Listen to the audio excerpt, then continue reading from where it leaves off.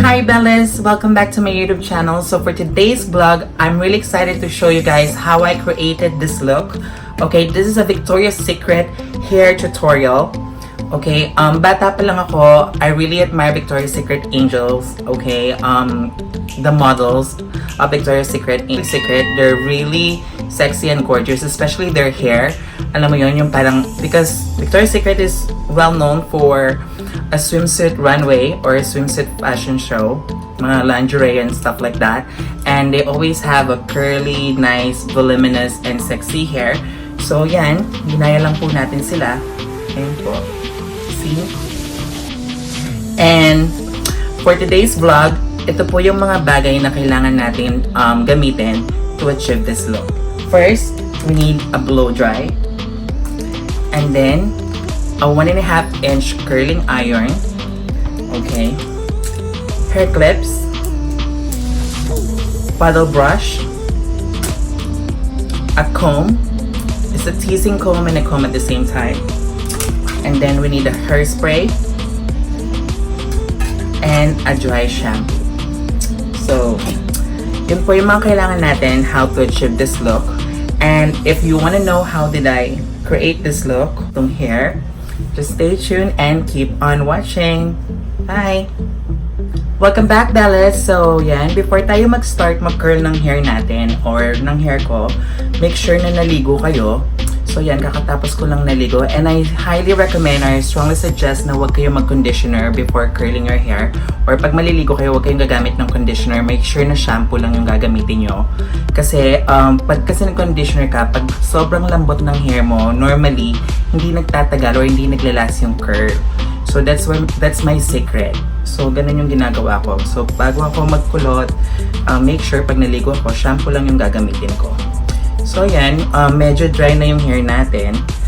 Before you start blowing dry your hair or magda-dryer ng hair, kailangan spray nyo muna siya para walang mga sabit-sabit. I'm using like regular comb. Ganyan siya. And now let's start blow drying your hair.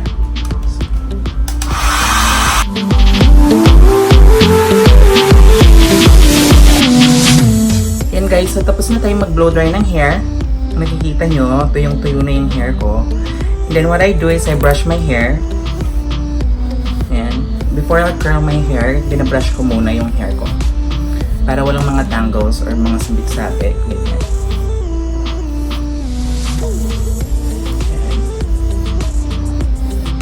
And then I always part my hair in the middle pag nagkukulot ako.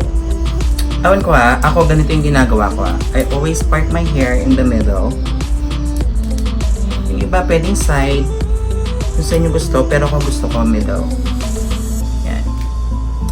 And then I section my hair into two sections. Okay, dito sa right and sa left. Hatiin nyo siya. As in, divided. Equally divided. Hindi ko alam kung equally divided sila. Basta ganyan. Yan. Ganyang hati. Parang Mona Lisa, guys. Yan. Ganyan. And then, what I do is, yung sa part na hindi ko pa kinukulot, hold ko siya ng ganyan. And then, I'll just get like a big clip. Ganito.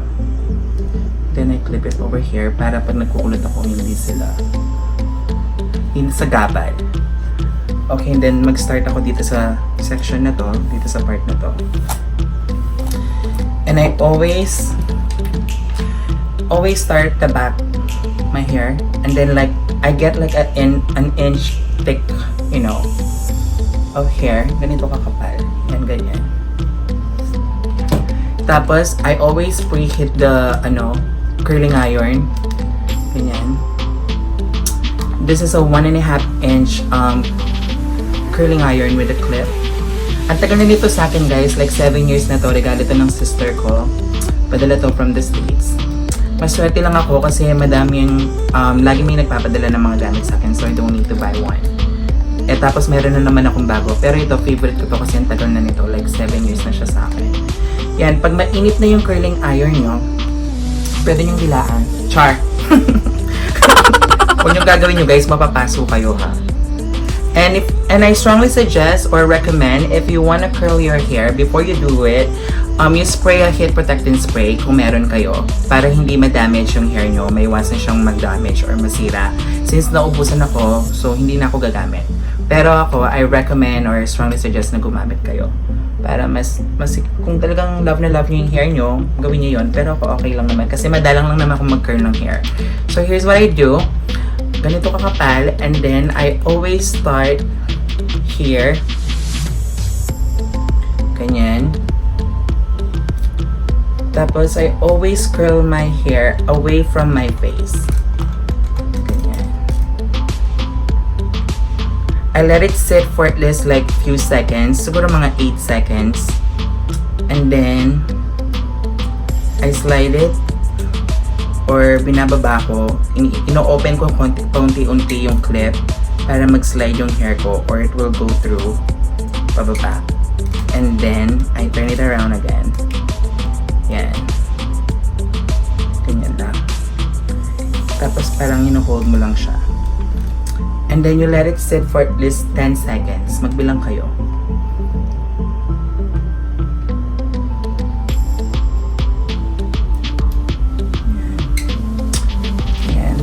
Then I release it. See? Ganyan. That's the first. And I always make sure that I interchange it, okay? Diba nung una, away from my face, tapos ito namang pangalawa, inwards naman, papasok. Finish the curls, kasi para pag inayos mo siya, hindi sabog-sabog yung hair mo, maganda siyang tignan. Hindi sila lumalaban sa isa't isa. Lumalaban? Ganun ba yun? Hindi ko alam yung yun eh. Basta ganun yung style ko guys. Gayahin nyo na lang kung gusto nyo. Yan. Yan.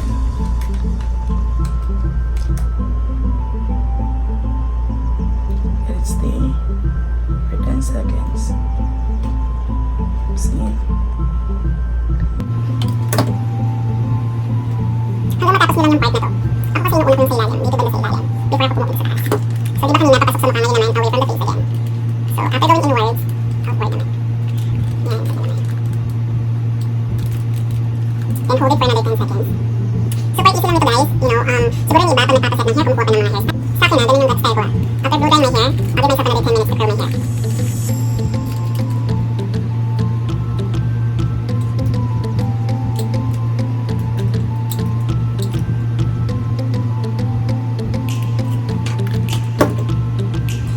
Di ba pag napansin nyo, pag una, ini-interchange ko yung curl, pero pag malapit na dito sa mukha ko, itong mga part yung nasa taas na, I always curl them going outside, yung parang outer side ng face, gano'n.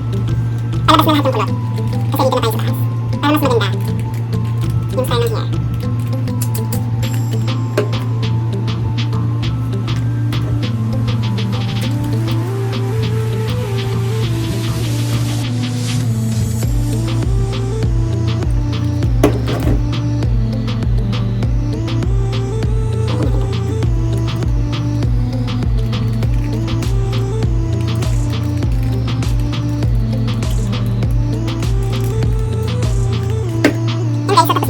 And then what I do, I let it stay, I let it cool it, I let it stay like this for 5 minutes. I let, cool down ko muna siya. Para nire-rest ko muna yung curl, para lalo silang, you know, mag-stay.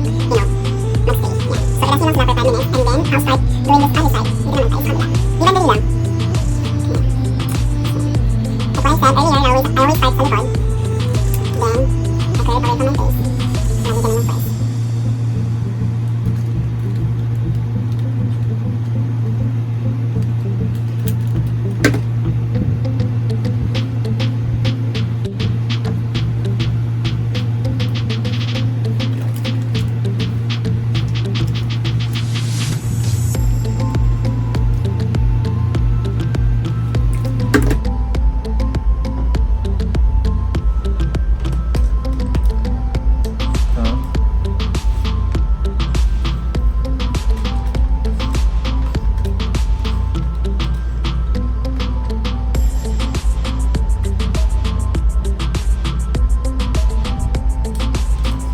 There you go. Ayan, tapos ka na.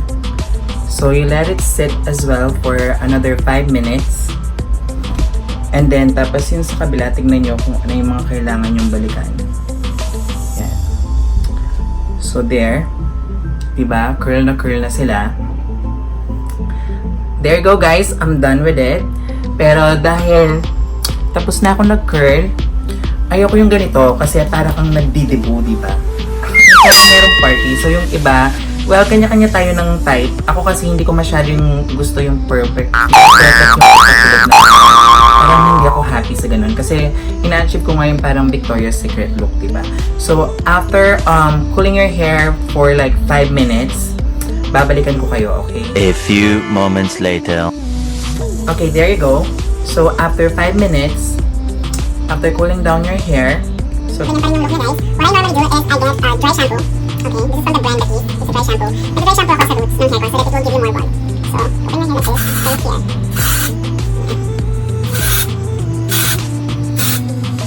And to get the maximum volume that you want, here's what I normally do. Yung dito sa likod, tinataas ko yun. Parang, you know, have you heard teasing, right? You heard the word teasing. So, parang Miss Universe something. So, kukuha ka dito. And then, you spray a little bit of dry shampoo. And then, you tease your hair. Yan. Gusto mo lang siyang ganyan. Ako dun lang. Dun lang ako nagtitiis. Dun lang yung gusto ko may volume. At saka dito, banda sa side. Ito, banda sa side.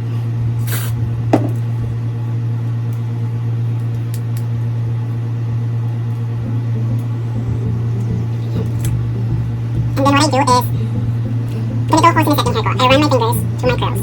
Through my hair. Yan, nirarun ko yung fingers ko through my hair. Nalagyan mo siya. Nakalat ko siya. Or if you want, you can use a brush. You can brush the hair from here. Yan. Ganito siya. Then dito. Pull mo lang siya dito sa baba. I-brush mo. Tapos, yan. And then to set your hair, para mag-hold yung curls, what I use is this hairspray. Cheap hairspray. Malalo.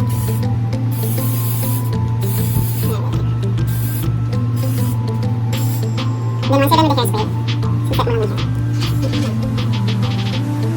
You run your fingers through your hair like that. There you go, guys. Here's the finished look. See? Diba parang Victoria's Secret? I love it. go, guys. Ayan na po ang finished product. Okay. So, ito na po yung Victoria's Secret inspired hair natin. Ayan. So, ready na po tayong pumunta sa palengke at bumili ng mga ulam.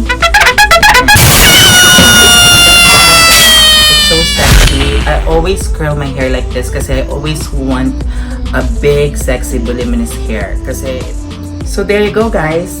Dito po nagtatapos ang aking hair tutorial video. If you really enjoyed this video, just hit like. And if you haven't subscribed to my YouTube channel yet, please do subscribe, which is Nikita. And if you want to follow me on my Instagram, is at Nikita Bells. And add me on Facebook at Bells Nikita. There you go. Bye, guys. Mwah.